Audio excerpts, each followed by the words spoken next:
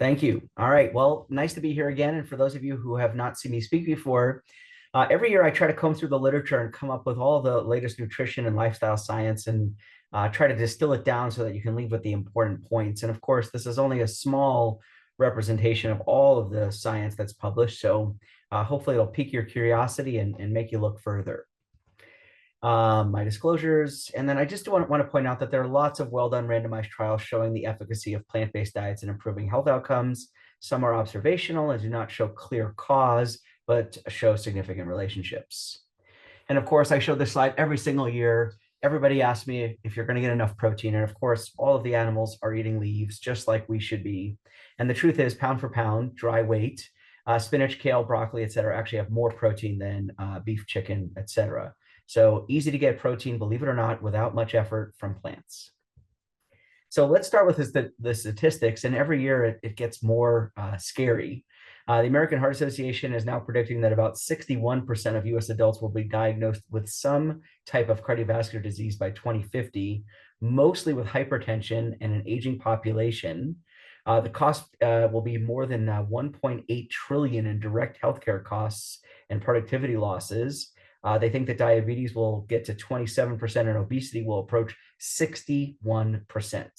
So imagine that right now, obesity is under the majority and it will be the majority. This isn't overweight, this is obese. And interestingly, if you look at the behaviors that are still prevalent, the purple line at the bottom there, smoking going down, but surprisingly not zero. And believe it or not, poor diet is still at the very top. So we can do a lot better. And it starts in children. If we look at children, you can see from 2020 to 2050 predicted, the obesity rates are going up significantly, and the health behaviors are also still not ideal, surprisingly. So we need to do a lot better.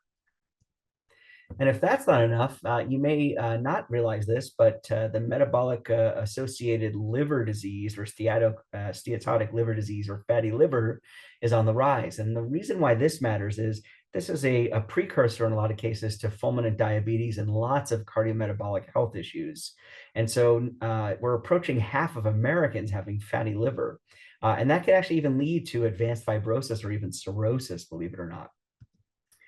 And in this interesting study of about 15,000 adults looking at the same topic, plus a handful of others, and then another 175,000 from the UK Biobank, for people who are eating the most Eat Lancet diet index friendly, meaning a predominantly plant-based diet, they had a much lower risk of this fatty liver compared with the lowest tertiles and up to about a third less, believe it or not.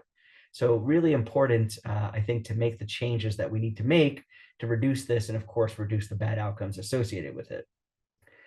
Interestingly, there was another study that was published this year that showed 5,000 women from the New York University's Women Health Study, the bottom quartile of the DASH diet, which are dietary approaches to stopping hypertension, also a predominantly plant-based diet, had 17% more cognitive complaints, meaning that their brains didn't function the way they wished. And the authors concluded that greater adherence to the DASH diet in midlife was associated with lower prevalence of late life subjective cognitive complaints, particularly in women. Speaking of Alzheimer's, you may have seen this. This was one with my good friend and colleague, Dr. Dean Ornish. 51 Alzheimer's disease patients enrolled with a mean age of 73 and a half. Comprehensive lifestyle changes may significantly improve their cognition and function after 20 weeks. They did a clinical global impression of change score and improved or stabilized in 71% of those exposed to the treatment, which was a plant-based diet and lifestyle. Meanwhile, about 68% of those who made no changes actually had worsened cognitive functioning. So Alzheimer's disease is a progressive and deadly disease, and lifestyle seems to have a significant impact, which has been shown for a while, but much more robustly in this study. This was another interesting study, and of course, we are always looking at the nurses' health and health professionals follow-up study data, but this was about olive oil intake, and it was assessed every 4 years using a food frequency questionnaire. It looked at about 93,000 participants. Most were women, and they were consuming at least 7 grams per day of olive oil. And when they did that, they got a 28% lower risk of dementia-related death. So about half a tablespoon. And the results were similar even for those who had known ApoE gene variants, which are associated with dementia. So replacing roughly 5 grams per day of margarine and mayonnaise with the equivalent amount of olive oil was associated with an 8% to 14% lower risk of dementia mortality, interestingly. You may know this, but we are in an era right now of the most ultra-processed foods available we've ever seen. So if you go to a supermarket in any part of the country, you will find that on the periphery of the store is the meat section, the produce section, and then literally warehouse aisles filled with processed foods. And in this interesting study of 266,000 plus participants, most of which were women who were free from the vast majority of diseases, they followed folks for about 11 years. And higher ultra processed food consumption per one standard deviation increment, so 260 grams per day, had 9% more risk of multimorbidity, cancer, and cardiometabolic disease. So in general, as we eat more processed, ultra processed foods, we end up with more cancer and more cardiometabolic and heart disease. This was an interesting one. Female registered nurses from 11 US states and male health professionals from all 50 states. Highest quartile of consumption of ultra processed foods, 4% higher all-cause mortality, 9% higher mortality from causes other than cancer or cardiovascular disease. If they were eating more processed meat, poultry, and seafood, up to 43% more death. Sugar sweetened, artificially sweetened beverages, 12% more death. Dairy-based desserts, up to 10% more death. And ultra-processed breakfast food, up to 7% more death. And if you think carefully, even if you're a healthy eater, even if you're plant-based, it's certainly easy to find a sugar-sweetened beverage or a dairy-based dessert. And the goal is really to get rid of those if we can. And as I've said in many, many years before, the amount of beverage choices that are available with both added sugars and artificial sweeteners is mind-blowing. But in this interesting study of about 202,000 participants followed for about 10 years, compared with non-consumers, individuals who consumed more than 2 liters a week of sugar-sweetened or artificially sweetened beverages had an increased risk of atrial fibrillation, which is about 20% more atrial fibrillation with 2 liters a week, which is 5.75 cans per week, or not even one per day. And the highest hazard ratios were observed for participants at high genetic risk who also consume this. So if you had a genetic proclivity towards atrial fibrillation and you drank 2 liters of soda a week, 351% more atrial fibrillation. Scary. And then as we are starting to learn, these artificial sweeteners seem to have an effect on the gut microbiome, which is really the final frontier in medicine in a lot of ways. And it turns out that when you look at these, when people are exposed to aspartame and others, you can see that there was significant changes in the makeup of the gut flora and decreased diversity. And so the findings suggested that consuming non-sugar sweeteners may significantly alter the microbiome composition with different alterations seen in the stool. So it appears that there's some effect, and we know already from some prior research done about TMAO or transmethylamine oxide that's also gut produced. You know, what we eat, really the first thing we feed is our gut flora, interesting. And so keeping them healthy seems to keep us healthy too. So this was super interesting, and some of you may have seen some of the Netflix documentaries, but of course, if you want some good answers, study twins. So this was a randomized clinical trial of 22 pairs of twins. They randomized their participants to a vegan or omnivorous diet, so one twin got one and one got the other. And they were randomized to follow this for 8 weeks, and week 0 to 4, they gave them some meals. 5 to 8 participants prepared their own diet-appropriate meals, and the twins randomized to the vegan diet had a significant drop in their LDL or bad cholesterol, their fasting insulin, and they lost about 5 pounds over just 8 weeks. Pretty amazing. So if that's not enough evidence, I'm not sure what else you would need. How about plants and COPD? So some of you know that I work at a respiratory predominant hospital, and people are always surprised to learn that what you eat may have an effect on lung diseases. But remember, the common entity for all diseases that we treat is inflammation. So in this interesting study that for people followed for 30 years who were 18 to 30 when they entered the study, and they were reported current or former smoker, they looked at their overall diet quality score and categorized them into quintiles. And if they had a more plant-centered diet, it was inversely associated with emphysema, which was roughly a 66% risk reduction. Pretty amazing. All right, so every year there's studies about coffee. This one was interesting about coffee and irritable bowel syndrome. This was 8 studies comprising 432,000 plus patients. Coffee drinkers of any intake actually had a reduced likelihood of developing irritable bowel syndrome by 16%. So again, a lot of people think that coffee may worsen their bowel function or make them have trouble with stool, but believe it or not, it actually seemed to help in this particular study. So this was an interesting study in rural China where they randomly assigned 163 villages to a non-physician community healthcare provider, and 163 villages to usual care. And the intervention was that they treated blood pressure aggressively. Um, and it turns out that when we get blood pressure under good control, you can actually do this pretty well. In this case, they dropped it by about 22 points. And then interestingly, and no surprise, the dementia was significantly lower in this group. Now, you might be wondering why I care about this. Well, it turns out that all of the lifestyle interventions I always talk about, diet, exercise, etc., have massive effects on blood pressure. And I think that it continues to be a very unsexy topic amongst healthcare providers, but focusing on blood pressure has an enormous risk reduction. And here's a great study that showed that. Now, imagine if these folks were also working significantly on lifestyle modification, they probably could have amplified the results even more. So this was an interesting study, an analysis of more than 6,500 adults that found a clear link between high cardiovascular health as measured by the AHA's essential age checklist and slower biologic aging. And it turns out that those who had achieved their higher cardiovascular health status were about 6 years younger biologically than their actual chronologic age. Interesting. So for those of you who have been in the plant-based space for long enough, you might remember a diet from some years ago called the portfolio diet. And the portfolio diet was one of the very first well-publicized plant-based diets. And this was an interesting study that followed a huge number of folks, again, from the usual Nurses, Health, and Health Professionals follow-up study. And they used a portfolio diet score that positively ranks plant protein, nuts, seeds, viscous fiber, phytosterols, plants, fat sources, et cetera. And they followed them for 30 years. And it turns out that when people had a higher portfolio diet score, they had 14% less cardiovascular disease, 14% less coronary heart disease, 14% lower risk of stroke, and a 25% higher portfolio diet score was associated with lower risk of total cardiovascular disease by 8%, coronary heart disease by 8%, and stroke by 8%. So again, a very large magnitude risk reduction just by improving diet quality.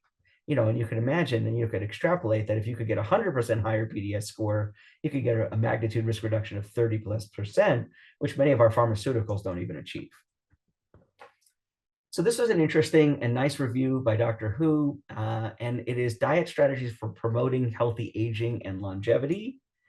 And they put this lovely chart in there, and you can see that whatever flavor of diet you choose, most of them that are predominantly plant-based really do better, right? The planetary health diet, the DASH diet, Mediterranean diet, which when done appropriately is predominantly plant-based. The Okinawan diet is heavy in plants, and the Nordic diet is also heavy in plants. And it turns out it reduces all of these bad things and makes people more functional later in life. So interestingly, there's been more work along the range of what's called metabolomics for health. And what is a healthy lifestyle metabolomic picture?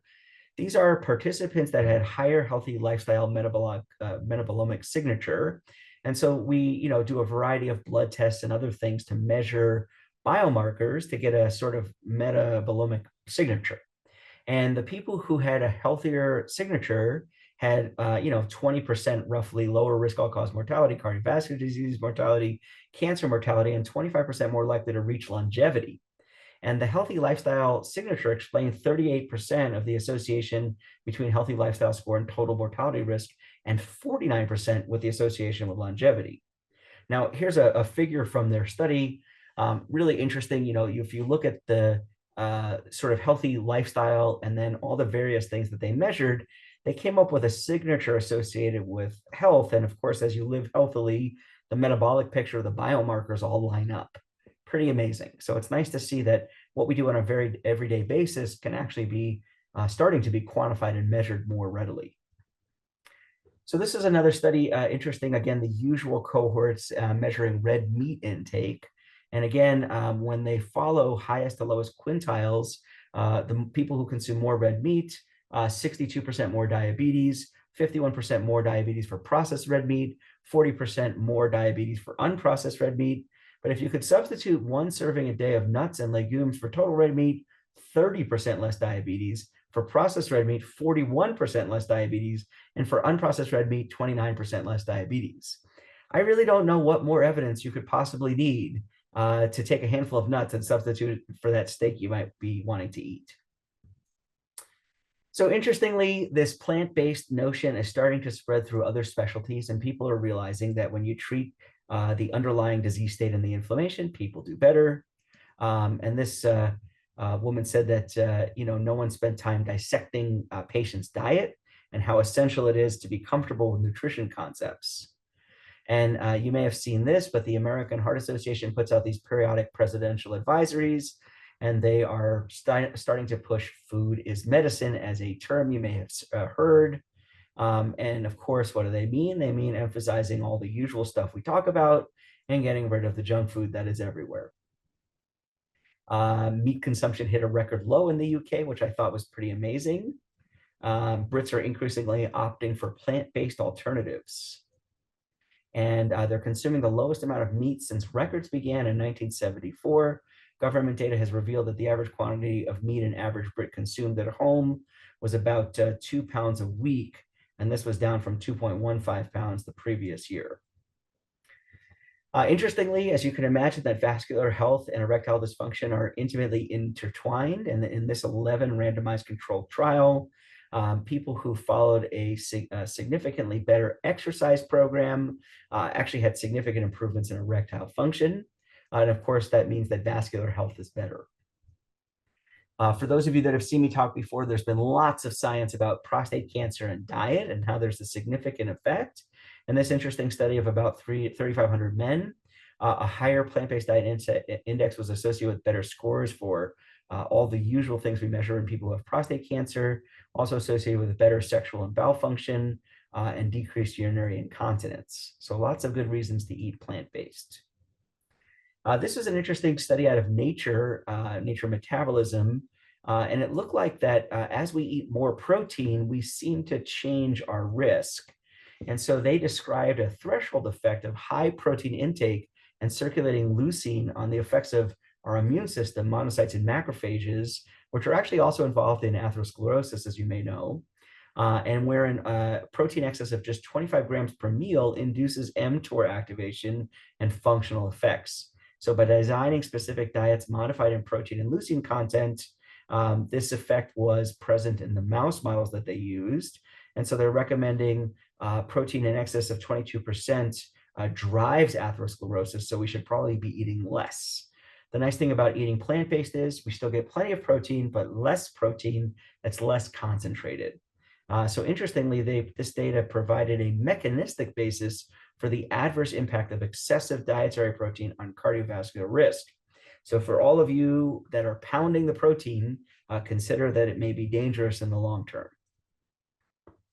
This was another study along the lines of dementia, 754 deceased individuals with data on lifestyle factors, cognitive testing close to the time of death.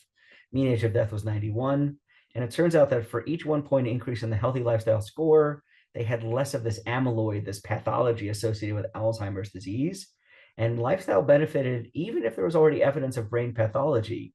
They estimated that more than 88% of a person's cognitive brain functioning was directly associated with lifestyle factors, leaving less than 12% related to the presence of dementia-related brain pathology, such as beta amyloid plaques.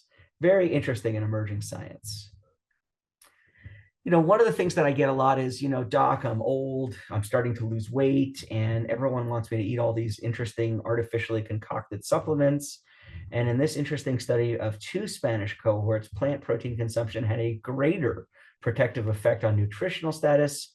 For every 1/4 gram per kilogram intake of animal protein, 15% greater odds of improved nutritional status, but the same with plant protein made it 77%. So if we could replace the animal protein with some of the more vegetable proteins, we would have significant improvements in nutritional status, which would also not only benefit the human being, but of course the earth. So eat plants and thrive. This was an interesting study also. Some of you have seen over the years that there was a couple of studies showing that too much vitamin B might actually be harmful. This was another study that said that the terminal breakdown products of excess niacin or vitamin B are associated with residual cardiovascular risk, and they suggest an inflammation-dependent mechanism. And so it might make sense to just get enough vitamin B, but not overdo it. Now, this is an interesting one. As you probably have heard me talk in the past, your mindset, your stress level has a major impact on cardiovascular health and overall health. And it turns out that when you look at US county level medical debt data from this Urban Institute Debt in America project, health status was measured by the usual terms: the mean number of physically and mentally unhealthy days, the number of premature deaths, et cetera. What they found in their study was that 20% of the population has medical debt, which is certainly no surprise. But each $100 increase in medical debt meant 8 more days of poor physical health, 7 more days of poor mental health. And if just 1% more of a population has medical debt, 18 more physically unhealthy days, 18 more mentally unhealthy days, and an extra year of life lost for every 1,000 people. So an interesting topic. And of course, in this crazy era of exploding medical costs, we need to do better. This was a great paper I had the privilege of participating on. It's The Promise of Lifestyle Medicine. It was published in the Mayo Clinic's journal. And lifestyle medicine holds a great promise for comprehensive and much improved population health, but the adoption at the societal scale requires an approach and widespread integration which would galvanize a paradigm shift to prevent, treat, or reverse chronic diseases from the root cause and achieve health equity. A very, very powerful statement. I sure hope that this resonates with all the various folks that are reading it. You may also be aware that where you live and how many trees you have, and it turns out sidewalks actually have a significant impact. This was a really interesting study where they took AI and machine learning of people who were undergoing a calcium score, which is a scan we do to see if somebody has calcified plaque and some increased cardiovascular risk. And it turns out that people who live in areas with more sidewalks were 9% less likely to suffer major cardiac events. And people living in places that scored highly for vertical green space, trees, and clear sky were 5% less likely to suffer these events. So it turns out that Earthlings need a healthy earth to thrive. And we need to do better about some of these urban jungles we've developed to make sure that there are trees and parks set aside. So this was an interesting study here about music. And it turns out that the vibrations we listen to actually matter. And the strongest heart sensations emerge from a sequence with low surprise in the first 3 chords and high surprise in the final chord. And they had a special sequence they labeled for this. And this pattern's ability to stir stronger heart sensations was directly tied to enhanced pleasure. And I would tell you that the more we learned about sound and the more we learned about frequency and vibration, the more it sounds like voodoo and the more there's really science behind it. So I would tell you that when someone says, I don't feel the vibes, there may be something a lot more to that than we ever thought. Another interesting study about salt, as you probably know, there is salt added to so many things in so many forms, hidden and not hidden, and people are consuming enormous amounts of salt. So in this interesting study, 213 individuals who had normal blood pressure or they did not have a normal blood pressure in the proportion listed. They looked at their baseline visits and then while consuming their usual diet. And then they put them on a 1-week high diet, a 1-week low diet, and compared with the high sodium diet, the low sodium diet dropped their mean blood pressure in 3/4 of individuals. And the mean systolic blood pressure difference was about 8 millimeters of mercury, and it's the same across subgroups of age, sex, race, hypertension, et cetera. So if 3/4 of the population responds to low salt, I think that's a pretty important signal that we probably should follow. This was another interesting study, this time done in the UK, and they looked at about almost 500,000 people for 12 years. And it turns out that if you were one of those people who sometimes add salt to your food, 4% more chronic kidney disease. If you usually add salt to food, and we all know people where you go to dinner and they've salted the food before it even has been tasted, 7% more chronic kidney disease. And if you always add that salt, it's 11% more chronic kidney disease, all compared to those who rarely or never add salt. So I always tell people that if you can go to a restaurant where the salt shaker is not on the table, it's a big plus. This was an interesting study about elderly and salt substitutes. When they put people in a salt substitute group, the substitute group had 40% less high blood pressure and a net reduction of 8 millimeters of mercury, no hypotension or low blood pressure. And imagine if we went with no added salt, some of these salt substitutes still had salt, but other forms of salt. So pretty amazing to see the results you can achieve. And another study of 3,100 people, 89% consumed more than the recommended daily maximum of 1,500 milligrams of salt. Study participants with a cardiovascular disease consumed an average of 3,100 milligrams of sodium a day, which is slightly lower than the national average of 3,400 milligrams reported by the US Centers for Disease Control. This is an interesting study about low carb diets. And as you've probably heard me talk last year and several years before that, low carb diets typically in the American implementation are quite dangerous. But if you are going to do it with plants. And so in this group of 123,000 participants, they follow one of 5 diets, a low carbohydrate diet, an animal-based one, a vegetable-based, a healthy low carb diets, emphasizing less refined carbs, more plant protein and healthy fat, and an unhealthy version. And it turns out that if you can go into the vegetable-based low carb diet, you actually had less weight gain. And if you could do the healthy low carb diet, you also had less weight gain, but all the others eventually gained weight. So if you go low carb, it's safest with plants, and there are lots of ways to do lower carbohydrate fruits and vegetables. It just takes a little extra doing. This was another one. This was a low carb, high fat diet defined as less than 100 grams per day, or 25% from carbs. And it turns out that the LDL and ApoB, which is another way we measure cholesterol, significantly increased in the low carb, high fat diet versus the standard diet. After 12 years, 10% of the low carb, high fat versus 4.3% of the standard diet experienced a cardiac event. And this difference remained significant after adjustment for the usual cardiovascular risk factors, and it was a 218% increase in risk. And we've known this for a long time, but I think this was an interesting study that, to me, if this is not convincing, I'm not sure what would be. Now, lots of us are walking around, no pun intended, with knee pain. And it turns out, again, that if we can get rid of inflammation, a lot of times that gets better. So if you take a population that we followed for 11 years, and they were using this special osteoarthritis index, a pain questionnaire, and it turns out that when you had a higher inflammatory index diet, you had higher pain scores, and you had an increased risk of belonging to the moderate pain group. And I've shown probably a dozen articles over the last decade of me giving these talks that have shown that osteoarthritis significantly responds to a decrease in inflammation, typically through diet. This was an interesting Mendelian randomization study using about 136,000 participants. And it turns out that if you have exposure to elevated LDL, the bad cholesterol, or high blood pressure, when you're under 55, you have 68% more coronary disease per 1 millimole, or 39 points of cholesterol, and 33% more coronary disease for every 10 millimeters systolic blood pressure that you are above normal.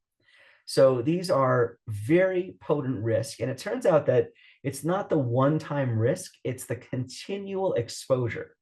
So similarly, again, not that I would ever want you to smoke cigarettes, right? If you smoke 1 cigarette, it probably won't get you. But if you smoke cigarettes every day, it will get you. And the same is true that as we expose ourselves to these bad risk factors repeatedly, high blood pressure, high cholesterol, outcomes get worse. So this was a really interesting study. This was 2,900 adults with diabetes, and they measured energy intake and glycemic load early morning, late morning, afternoon, evening, and night. And energy intake and glycemic load in the late morning were inversely associated with cardiovascular disease mortality risk. And so this means that if you are going to eat in the later morning, and you will have less cardiovascular disease.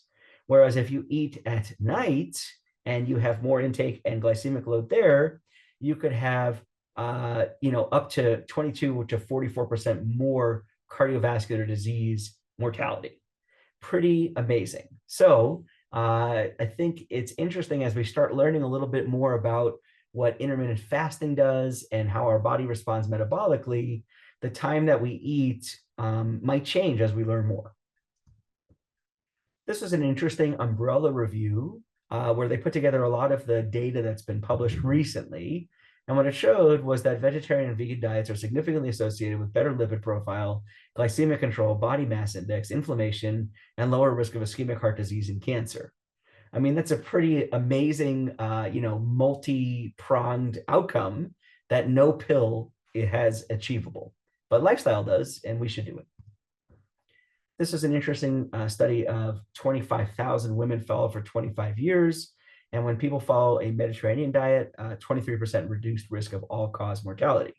And again, a properly planned, followed Mediterranean diet is not the American take on a Mediterranean diet. The American take on a Mediterranean diet is fried potatoes, lamb, and feta. And those are potentially components of a Mediterranean diet, but I would tell you that a true Mediterranean diet is predominantly plant-based and really should be consumed that way. If you want to live longer, an interesting study of 7 countries says that if you can follow a more whole grain and legume and drink fewer sugar-sweetened beverages, you could extend your life by up to 7 years. How about for gout? Gout, as you may know, was long ago known as the king's disease, right? When you eat and live like a king and you eat rich foods and you don't move, gout is more common. And it turns out that if you follow a healthy plant-based diet index, you have 21% less gout, whereas an unhealthy plant-based dietary index was associated with more gout. So again, eat like a peasant, simple, basic foods.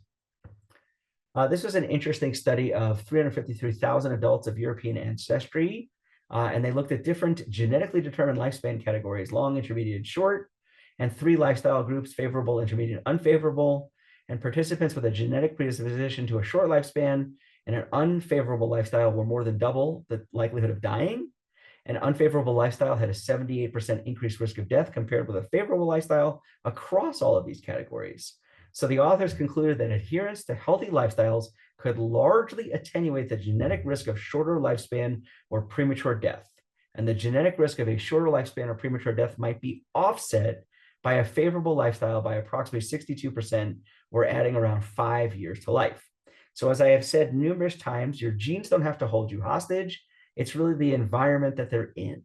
And that is super powerful. It does not mean that you are a fatalist, that if your genes are bad, you're going to die. It means that if you can change the way you live, those genes may not express.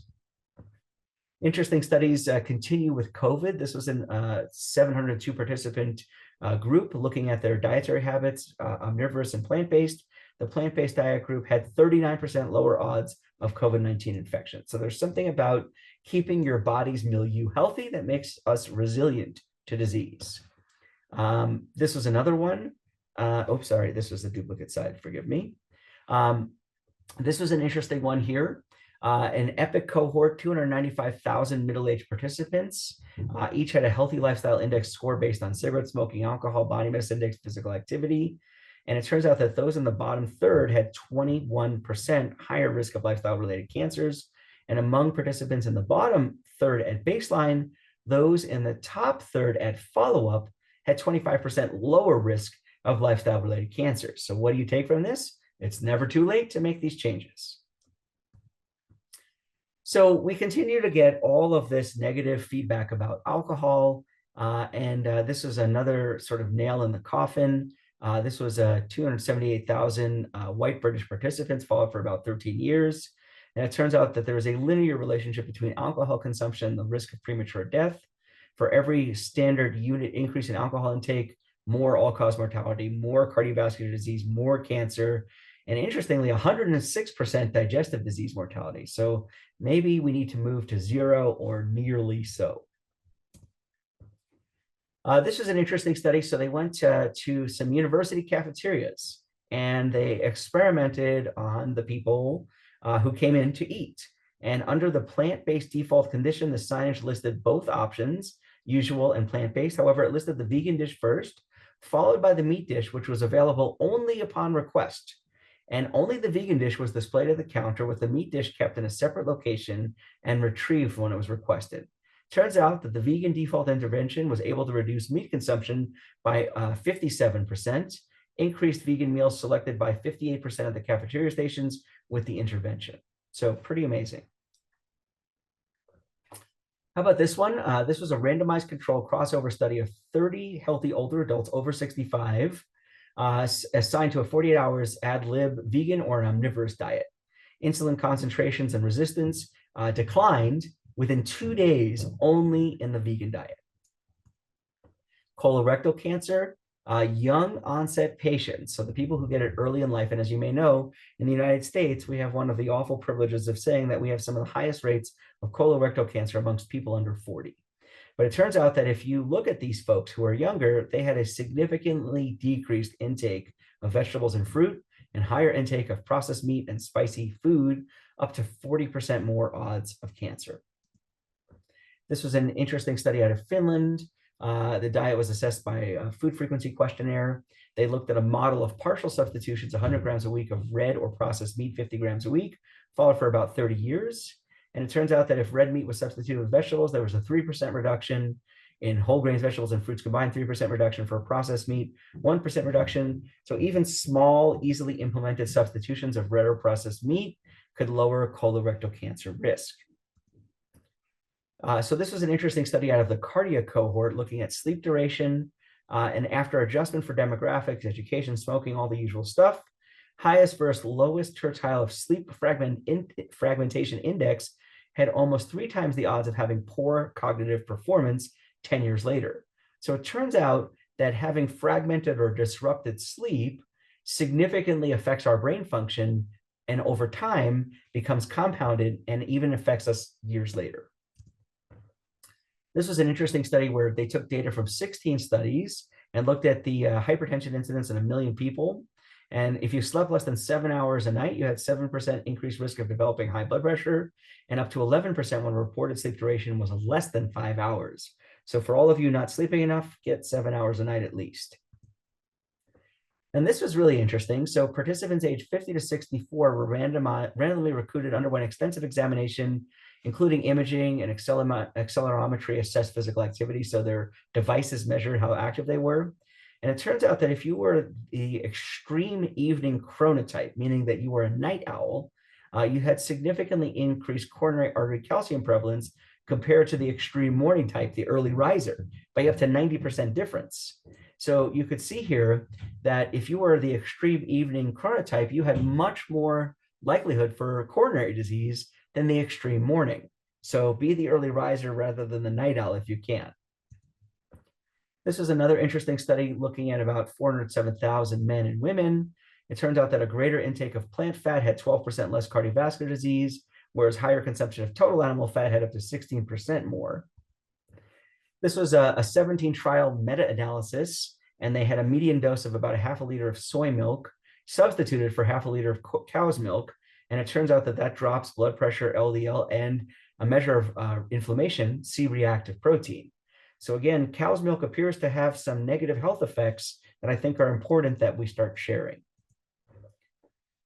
This is an interesting study here that participants with adhesion to the general patterns of a Mediterranean diet for 3 weeks and then changed to an isocaloric vegan version of the Mediterranean diet with a 7-day washout period between the two. When they changed from a traditional to a vegan take on it, there was a drop in total cholesterol by almost 25 points and an LDL of almost 13 points. And we know from some of the larger Mediterranean diet studies that the vegetarian sub-cohorts always do better. And if you haven't seen this, The Week magazine always does a good job in trying to put together some of what's going on in the world. And it says here, the tactics of vegan activists make a lot of people uncomfortable, but so should the plight of animals trapped in America's factory farms. And of course, with all the egg shortages everybody's experienced recently, I think it's pretty eye-opening to see that this type of stuff is making it to the mainstream, but there's not a big outcry from the public about how we're doing what we're doing to the animals that we are raising. I'm always surprised when I get my cardiovascular business as I oversee our service line when they talk about diet. And it turns out that Mediterranean, DASH, et cetera, are some of the healthy diets out there. And of course, if you look Mediterranean, DASH, Ornish, vegan, the vast majority of these are predominantly plant-based, pretty amazingly to see. And then the UN chief this last summer said that the world is on a highway to climate hell as the planet endures 12 straight months of unprecedented heat. And it turns out that record-breaking temperatures were recorded across the globe in 2023, and without climate action, adverse health impacts are expected to worsen. Climate change is not a far in the future theoretical scenario. It is here and it kills. And interestingly, you may have heard from the prior speaker about cell phones, but this was an interesting study that overlaps the two. 444,000 individuals from the UK Biobank followed for 12 years, and compared with non-regular mobile phone users, regular mobile phone users had a significantly higher risk of cardiovascular disease by 4%. That was worse in smokers and diabetics. Pretty amazing when you think about it. And of course, what's good for you is also good for the planet. And if you look at this study here, the plant-based healthy diet index was followed.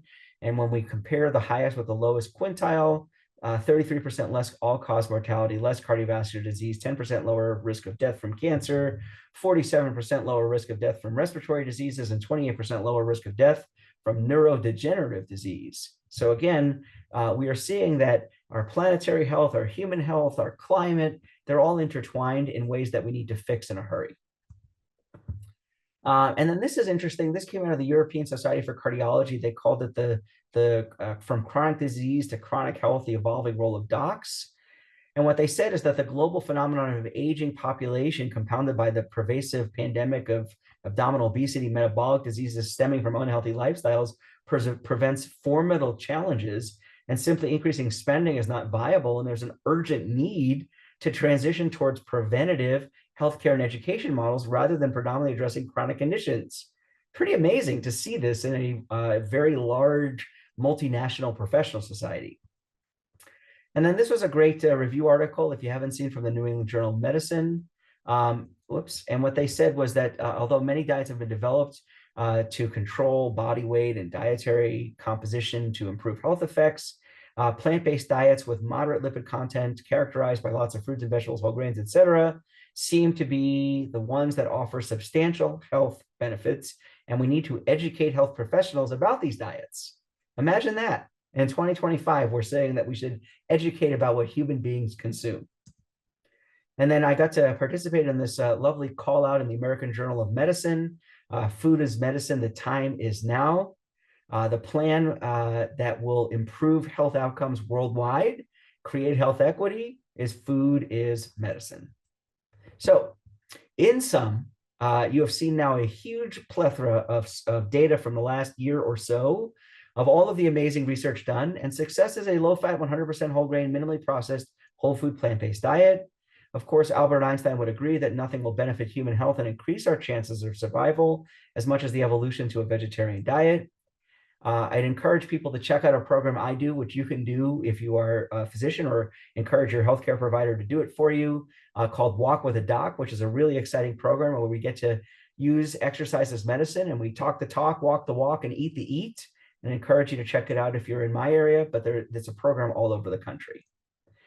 We have a transitioning to plant-based support group that is really lovely. Of course, it's open to all. It's useful for people that are trying to make these changes. It's not fair to ask patients to make changes without the support we need to give them.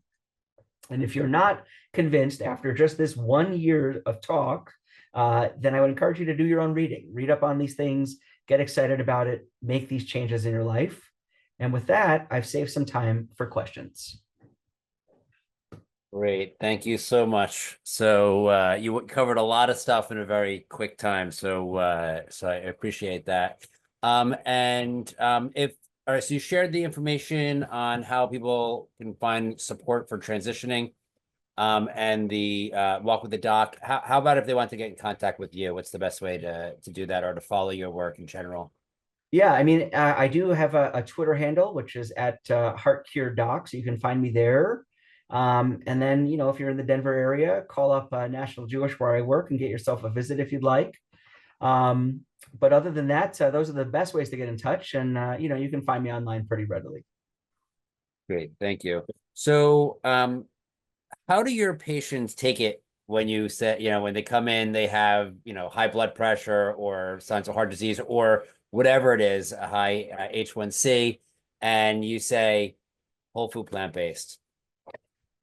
Yeah, I think some people are taken aback, and especially I've been doing this now for 15 years. When I first started, it wasn't in all of the professional society guidelines, and now it is. So I always tell people, you can take my word for it, but realize that what I'm telling you is all of the best evidence. All of the professional societies stand behind this. So you don't have to do this. I always say to my patient, look, if you don't want this advice, you want to eat only bacon, I will still be here for you, but you might be seeing me more than you want. So, getting people to understand that that their part of the assignment is probably as important, if not more important, than what I would do from traditional Western medicine is really powerful. And so, it's a nuanced discussion because some people are not ready for change and some people are very eager to get off of the medications that they're on and feel better. I always tell people, are you sick of being sick? And the answer is almost always yes. And I said, do you enjoy taking 25 medications? And the answer is always no. So it's all about making changes to get better. And a lot of that requires some homework, but not everybody's up for it. So you just mentioned taking, 25 medications. So how does, one thing that I think is becoming a little bit more prominent is this idea of polypharmacy, where people are getting sick from all these combinations of medications. Can you speak to that a little bit? Yeah, I think that in general, very well-meaning physicians like me who were trained in Western medical schools have learned about a variety of therapeutics that do improve outcomes. And, even in my own practice, people might be surprised to learn that I use statins. And even though I am a plant-based cardiologist and very much behind lifestyle, I don't think you can ignore all of the data that suggests how much statins reduce cardiovascular risk. So when I talk to a patient, I give them a menu of options to reduce cardiovascular risk, especially if they've had a heart attack or a stroke, which lots of my patients have. And, we know that statins lower risk. We know that lifestyle lowers risk, but we don't know that one is necessarily better than the other, and they're likely synergistic. So I think it's important for people to realize that there are some medications that are solely focused on risk reduction, like statins, and then there are some medications where we may not necessarily need them, like blood pressure medications, as an example. If we can get people exercising and eating right, I love taking people off medications. I love getting rid of diabetic medications when people don't need them. Those are lovely, and that's doable. And then a lot of times people will be surprised to learn that when they lose weight, they get fitter, they get uninflamed, their arthritis gets better, so they don't need their arthritis pills, their asthma gets better because they don't need their inhalers anymore. And so we can often get rid of lots of things as the diseases go into remission or regress. But there are some where we don't have enough evidence to say that we should stop it altogether. And especially in people who've had cardiac events. And I want to underscore this. A lot of people listening to this might say, you know what? I have given up all medications and I'll take my chances. And of course, that is an option. But I do want people to realize that if you've had an event, a heart attack, a stroke, a bypass surgery, stopping all of your medications may not be in the best interest, but we could certainly reduce the burden.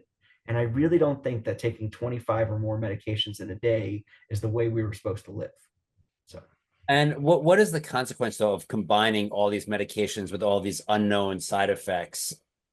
I mean, most of the side effects are decently well known, right? In order to get FDA clearance, most of these meds have undergone rigorous testing. So usually that's the case. Now, if you said to me, is there a chance that, some medicine interacts with another medicine and we don't always know what those interactions are? That can certainly happen. And in some ways, the way human beings respond to medications is vastly different. So there's a little bit of an art to the practice of medicine. But of course, if there are side effects to every single medicine that we take, and you have more medicines, or you may have more side effects. So getting less medicine is a plus. But again, if you have major life-threatening issues, you might need to take those chances and see where you land. But I would say that almost always there is a way to be on less medicine and sometimes no medicine, depending on each person's individual situation. So oftentimes, people get to a certain age and they feel broken and beyond repair. What do you say to those people with regard to lifestyle changes? Yeah, I would say it's never too late to start. And as Ornish has shown in some of his recent work, even cognitive function can improve. When I see someone who's 75, I always say something to them when they say something like what you said is, how many things do you own that are 75 years old? And most of them say, well, I think I have a picture from when I was a kid, but that's it. But they live in that 75-year-old house, their body. And of course, it has, a few loose shingles and the boiler may not be perfect and some sludge in the pipes, but everything's functional. And if it's not functional, we can usually fix a lot of things. And then once we fix it, the goal is to maintain and improve that house, keeping it, continually up to date. And that's an important concept that a lot of people don't take seriously. And so a lot of people I know, they come to me, they had a stent or a bypass surgery 10, 15, 20 years ago. And all of a sudden they haven't followed up with their docs for 15 years. And all of a sudden they're feeling terrible. Well, something's probably wrong with the maintenance plan they chose for their house that's 75 years old. So So you mentioned gout, with regard to people who are on an unhealthy plant-based diet. What is that, an unhealthy plant-based diet? great question. So there's actually been a number of studies over the years that, even if you're vegan or plant-based, that you can eat junk, right? You can have Coca-Cola and licorice and Oreo cookies and fake this and fake that and all kinds of things. I mean, there is literally not a single food that hasn't been recreated in a plant-based version. Some are healthy and some are woefully unhealthy. And so if you eat those unhealthy foods on a regular basis, you can actually fare worse than an omnivore, believe it or not. So what I usually tell people is they need to work harder on eating simple and unprocessed foods, and the cookies and cakes and fake this and that need to be limited to some degree. And if you're one of those people who is living on potato chips and licorice and Coca-Cola, we got to make some changes in a hurry. You mentioned fasting windows. What is, and you talked about being early bird. What is the ideal window? When should people at the latest start their window? There's been lots of studies and controversy over this, and I'm not sure we know the exact answer, right? Like there's been studies that have shown that if you skip breakfast, you do worse. And then it shows if you don't skip breakfast, you might do better. I mean, the question is, what time is breakfast, right? Is it right when you get up or is it at 11 o'clock? So I think what's emerging is, and this is emerging, but some of the intermittent fasting approaches are helping people with weight loss. And usually it's in the range of 6 to 8 hours of eating a day and then the rest of the day not eating. And so, whenever that window is, I'm not sure which is best, but it seems that when people start a little bit earlier and end a little bit earlier, they overall do better. But again, that was an interesting study that showed that, first, if you're a night owl, independent of when you eat, that's bad news. And then if you eat too early or too late in the day, it seems to be bad too. So I guess I would say is be an early riser, but maybe postpone your breakfast for a few hours if you can. Okay. So like a 10, and I know this is getting a little too nitty-gritty, but like a 10 to 6 window. I would say that if people can get to 6 to 8 hours, so that might be 10 to 4 or 11 to 5 if they can do it. That's usually doable. Remember that the goal when you're intermittently fasting is not to eat all your calories in that window, but rather to eat till you're satiated. And usually by skipping a meal, you might cut out some of the calories. But there are people that I know and take care of who actually gained weight doing this because they get so hungry that they overdo it right at whenever their breakfast time is at 11 o'clock. So you have to really know yourself and see which one will do best. Right. You talked about salt substitutes, and you said even some of the replacement salts, other than sodium chloride, may be problematic. What about potassium chloride? Potassium chloride, commonly known as road salt, and magnesium chloride. You can find it all over the place. It's still salt, and we know that potassium seems to lower blood pressure, but in general, salt load is still salt load. So I recommend really limiting it. I usually recommend suggesting that people substitute spices instead of salt whenever possible. And then when you do use salt, remember that the vast majority of salt we consume isn't from the salt shaker, but rather from the foods that we buy. As an example, one of the highest sources of salt in the American diet is chicken breast, which has typically been brined or injected in the store before it even leaves. So I usually recommend that people limit that altogether. And what are some spices that you would recommend to replace salt? I mean, literally whatever your flavor desires, right? So it could be anything from curry, paprika, cayenne pepper, whatever you like in the right dishes. You can surprisingly do very well without salt. If you're lucky enough to have a spice store in the neighborhood, go there. Many times they'll let you try a bunch of the different spices. You'll be floored at a lot of the things you never knew existed. And it's pretty mind blowing how good they can make your food taste. So if you said to me when I was growing up that I would enjoy curry as much as I do, I had no idea what I was missing, and it's delicious. So you mentioned music as being healing, and you talked about 3 low surprise chords followed by the last chord being a high surprise chord. What does that mean exactly? Again, I think it's a subjective. I'd refer you to look at the study. It's interesting, but basically, if you get like one of these, like where you first listen to a song and it's kind of erratic versus something that's more calming or orchestrated, no pun intended, that's what they're referring to.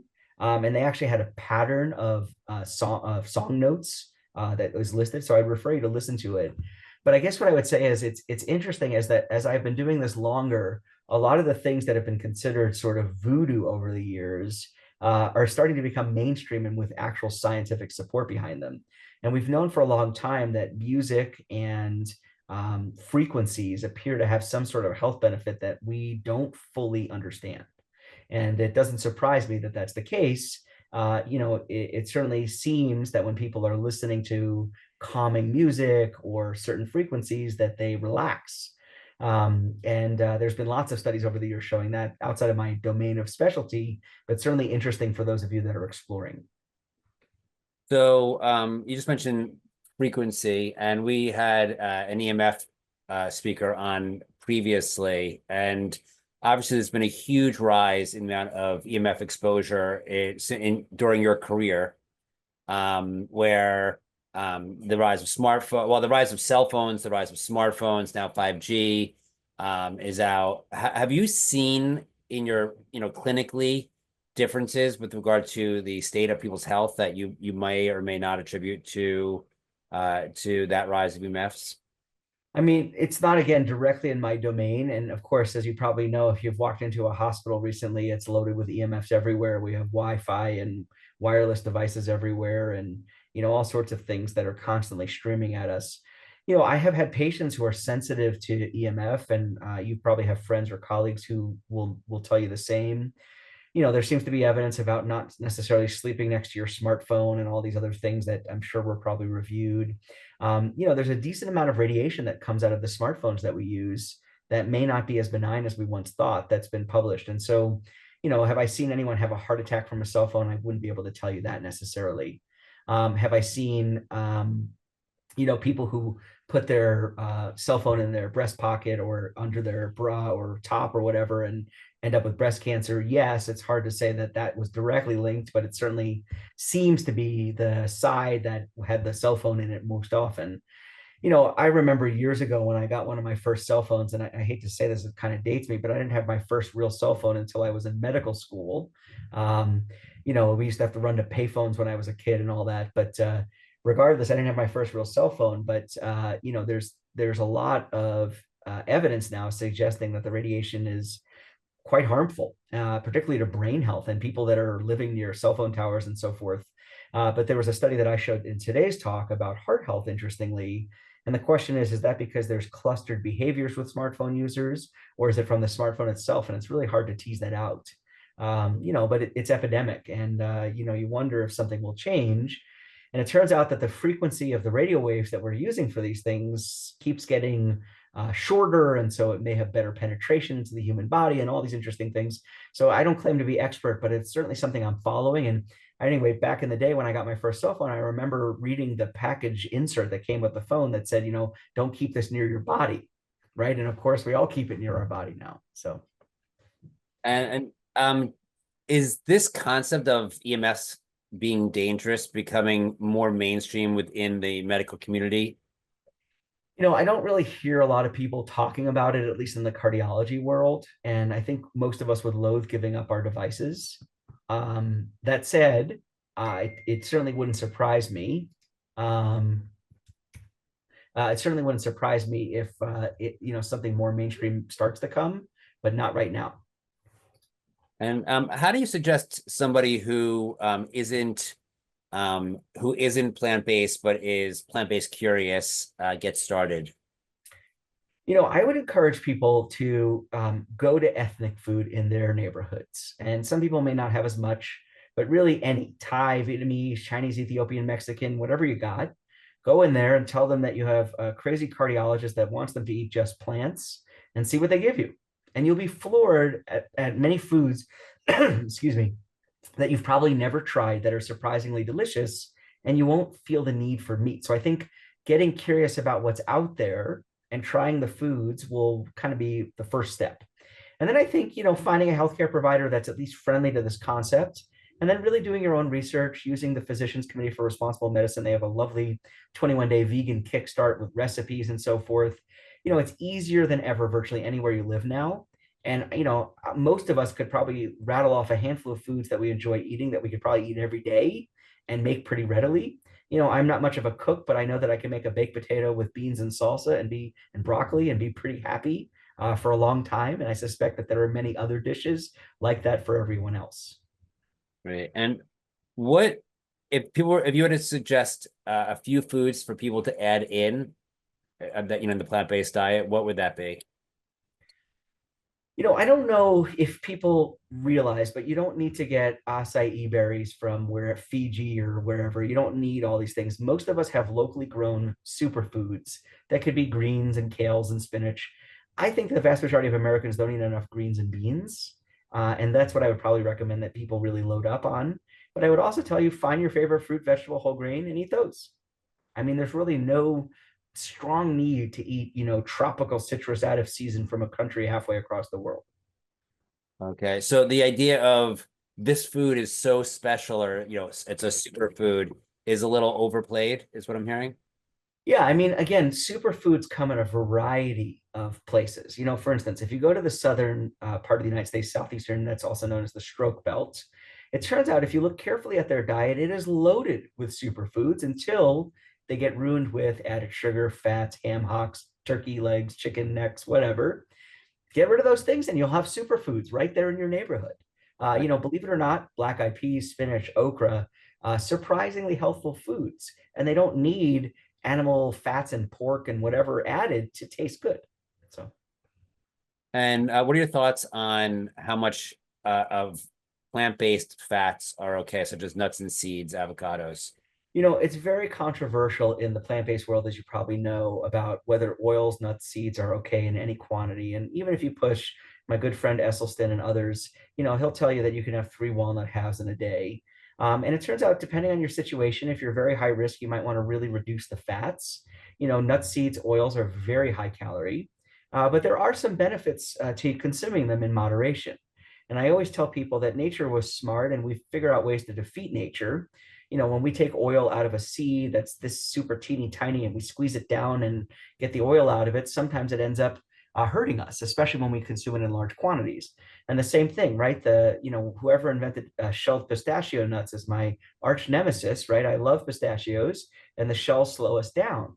And if we continue to eat, handfuls of them because they taste so good, you're going to get a lot of calories and fats. So I tell people to eat them in very small quantities in moderation. But if they're very high risk or they have numerous vascular insults, they might consider eliminating it altogether. And what about omega-3s, getting that in the diet? Yeah, it's hard to get that in a plant-based diet, but it turns out that you can. Like ground flax added to your oatmeal in the morning might be a really great way to do it. And if you don't want to do it that way, there are a variety of multivitamins that are designed for vegans now that actually contain them. And a lot of them come from algae, which is where a lot of the fish get their fish oil from. And what are your thoughts on the idea of there being a difficulty with people getting omega-3s such as flax and converting that into DHA? Yeah, the human body has some trouble doing it, but it can be done. And so I think that if you consume these types of things regularly, that's great. And if you're worried about it, you can certainly consume some plant-based algal-derived fish oils, DHA and EPA. They don't usually say fish oil on them. They'll say DHA, EPA, that's plant-derived or algal-based oils. That's one way to do it. But again, I think if you eat some walnuts here and there or ground flaxseed, you will get what you need most of the time. Okay, and you had a study that showed that olive oil compared to mayo and margarine was reduced certain health benchmarks. What does that mean, that olive oil is good for you, or does it mean that it's less worse than mayo and margarine?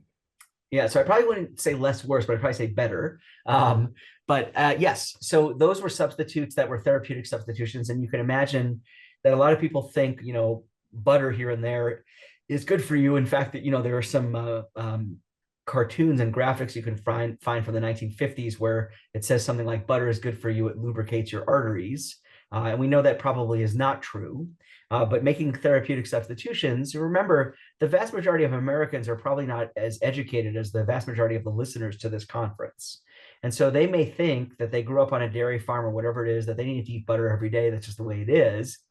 And it turns out that if you can substitute out that butter for things like olive oil, it's better. The question is, if you substitute it for water or veggie broth, is it even better? And the answer is probably yes. So I think that in general, as people eat less fat calories overall, that's great. And if they do consume fat calories, make it from a plant-based source, that always seems to be better. And you mentioned a study on that talked about coffee and IBS and how when you drank coffee, you had less instances of IBS. Now that's one aspect. Are there other things, or is coffee more complex than that, or does that we should think of? Yeah, coffee's very complex. I mean, I have probably talked about 30 or 40 studies over the 10 years or so I've been doing this, and they all seem to be largely healthful. You know, the amount tends to vary. And of course, when you ruin coffee with things like cream and sugar and other additives, it certainly is not good for you. And we know that things like Turkish coffee or unfiltered coffee actually can raise cholesterol. So you want to consume filtered coffee, and you want to consume it in a moderate amount. And you want to make sure it doesn't interfere with how you feel. And assuming all those are checked, then there seems to be significant health benefit and antioxidant benefit as well. And then there was a slide that you had that said vitamin B, not too much. There was an upper limit on vitamin B. What type of vitamin B was that referring to? I believe that was the niacin. And I think in general, there's been lots of studies over the years that show vitamin B excess has not been good. So particularly there was a study, I want to say it was 3 or 4 years ago, that excess B12 was associated with lung cancer in men. Now that hasn't been reproduced recently, but I would always tell people that we are adding B vitamins to everything.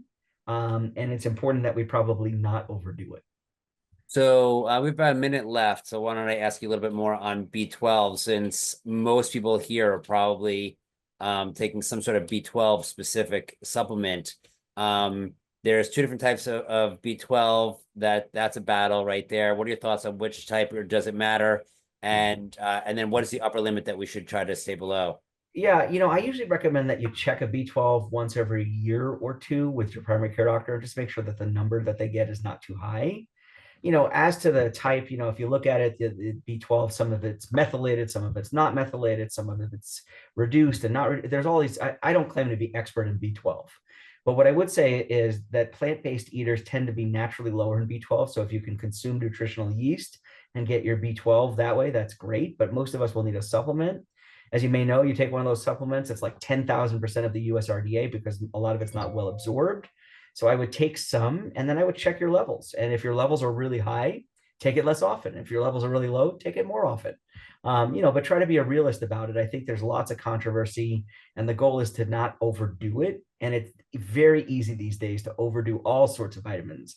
And I routinely take care of health conscious people, where their B12 level is so high it's undetectable, their vitamin D level is so high it's undetectable, off the range of their machine, that is. You don't want to be in a toxic range for any vitamin.